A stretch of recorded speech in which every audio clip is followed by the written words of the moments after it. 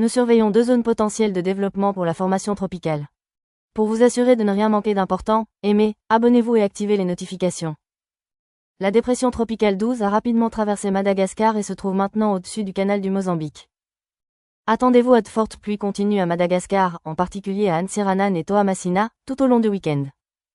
Mahajanga verra les conditions se détériorer avec de fortes pluies, des vents forts et une mer agitée jusqu'à lundi. Les résidents doivent suivre les avis du service météorologique national. La dépression tropicale 12 devrait s'intensifier, atteignant potentiellement le statut de cyclone, avant de toucher terre dans la province mozambicaine de Nampula d'ici lundi matin. Nampula devrait se préparer à une détérioration importante à partir de dimanche, avec de fortes pluies, des vents destructeurs et une mer dangereuse. Mayotte connaîtra de fortes pluies ce week-end alors que la dépression tropicale 12 passera au sud, avec une amélioration progressive d'ici lundi. Il est crucial de prendre en compte également la possibilité que la dépression tropicale 12 rentre dans le canal du Mozambique après avoir touché terre.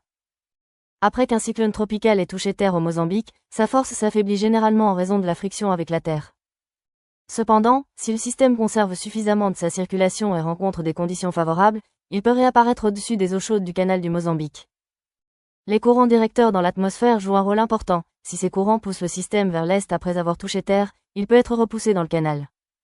Les eaux chaudes du canal du Mozambique fournissent une source d'énergie qui peut permettre au système de se accent aigu intensifié. La réintensification est une préoccupation majeure, car une fois de retour au-dessus de l'eau, le cyclone peut reprendre de la force, atteignant ou dépassant potentiellement son intensité précédente, ce qui constitue une menace renouvelée pour les zones côtières. L'air étré peut également entraîner une période prolongée de conditions météorologiques dangereuses, prolongeant les fortes pluies, les vents forts et la mer agitée, augmentant le risque d'inondation et de dommages. De plus, un cyclone qui rentre peut affecter des zones qui n'étaient pas initialement sur sa trajectoire directe, car sa trajectoire peut se déplacer, et même si la tempête ne se accent aigu intensifie pas complètement, l'action des vagues dans le canal augmentera.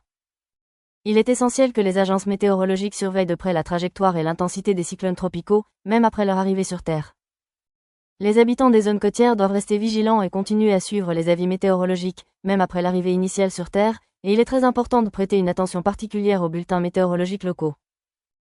Dans le contexte de TD12, la possibilité d'une rentrée dans le canal du Mozambique ajoute un autre niveau de complexité aux prévisions, soulignant l'importance de rester informé et préparé aux changements potentiels de trajectoire et d'intensité de la tempête.